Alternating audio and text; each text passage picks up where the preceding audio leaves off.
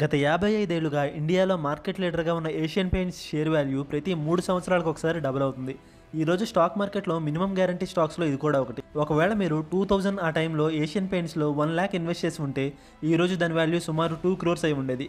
అసలు Asian paints Indian paint ఇండస్ట్రీని rule చేయడానికి కారణం ఏంటి, వాళ్ళ మార్కెటింగ్ స్ట్రాటజీస్ ఏంటని ఈ వీడియోలో చూద్దాం. 1942లో మన దేశం బ్రిటిష్ వాళ్ళ కంట్రోల్లో ఉండేది. ఆ టైంలో వరల్డ్ వార్ 2 జరుగుతున్నప్పుడు గవర్నమెంట్ పెయింట్స్ ఇంపోర్ట్ని ఆపేశారు. ఆ టైంలో పెయింట్ కంపెనీస్లో మోస్ట్లీ ఫారెన్ కంపెనీసే ఉండేవి.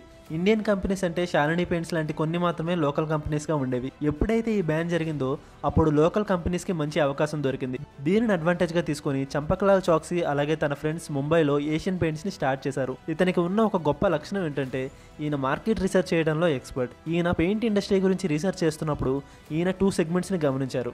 ఫస్ట్ ఇది industrial segment and second decorative segment. Industrial segment అంటే B2B బిజినెస్, అంటే పెయింట్స్ని ఇండస్ట్రీస్ అండ్ ప్లాంట్స్కి సప్లై చేస్తారు. అదే డెకరేటివ్ సెగ్మెంట్ అంటే B2C బిజినెస్, అంటే మనలాంటి వాళ్ళు ఇంటికి వేసుకోవడానికి కొంటారు.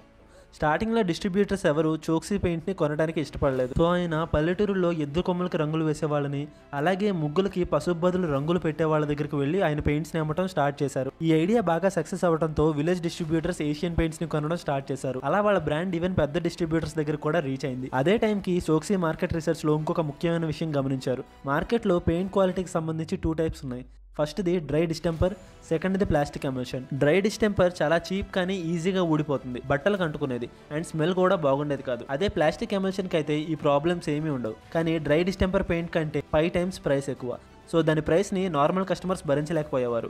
అందుకని ఏషియన్ పెయింట్స్ ఈ రెండింటికి మధ్యలో వాషబుల్ డిస్టెంపర్ అని వాళ్ళ ప్రోడక్ట్ని లాంచ్ చేశారు. ఆ తర్వాత 10 ఏళ్లలో వాళ్ళు 23 కోట్ల బిజినెస్ చేశారు. 1952 నుంచి 1962 వరకు వాళ్ళ రెవెన్యూ 21% గ్రో అయింది. 1967లో ఇండియాలోనే లార్జెస్ట్ పెయింట్ కంపెనీగా ఎదిగారు. అప్పటి నుంచి ఈవెన్ ఈ రోజుకి కూడా వీళ్ళని ఎవరూ బీట్ చేయలేకపోయారు.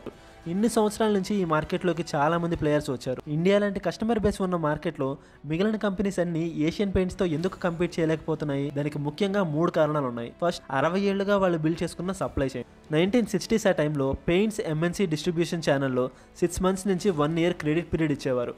అంటే డిస్ట్రిబ్యూటర్స్, డీలర్స్, షాప్ కీపర్స్ ఎవరన్నా 6 monthsలో ప్రోడక్ట్స్ని అమ్మిన తర్వాత డబ్బులు ఇవ్వచ్చు. ఫర్ ఎగ్జాంపుల్, మీరు డిస్ట్రిబ్యూటర్, నేను షాప్ కీపర్ అనుకుందాం. మీరు నాకు 50,000 రూపీస్ స్టాక్ ఇచ్చారు.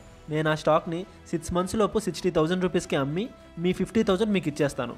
అంటే ఇక్కడ మీకు 50,000 రూపీస్ నా దగ్గర స్టక్ అయిపోయింది. మీ బిజినెస్లో నేను ఒక్కడనే కాదు కదా, నాలాంటి వాళ్ళు చాలామంది ఉంటారు. యావరేజ్గా 1000 షాప్ కీపర్స్లా లెక్క వేసుకున్న టోటల్ 5 crores రూపీస్ మార్కెట్లో స్టక్ అయిపోయింది.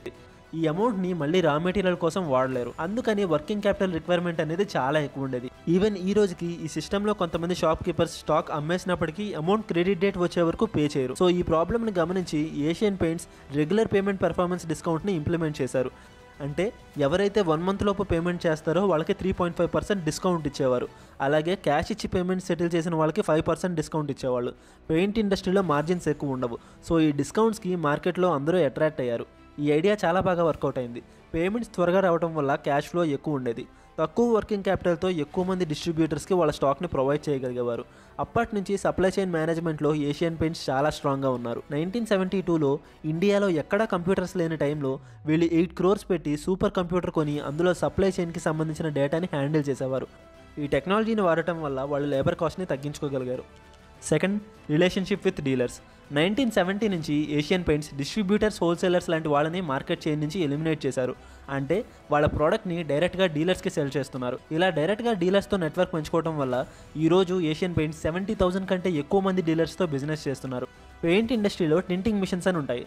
అంటే ఏదైనా 2 colorsని ఈ మిషన్లో మిక్స్ చేస్తే కొత్త కలర్ని తయారు చేయొచ్చు. ఈ మిషన్ వాడటం వల్ల మెయిన్ అడ్వాంటేజ్ ఏంటంటే ప్రతి కలర్ని మనం స్టోర్ చేయాల్సిన పని ఉండదు. రిక్వైర్మెంట్కి తగ్గట్టు మనం ప్రిపేర్ చేసుకోవచ్చు.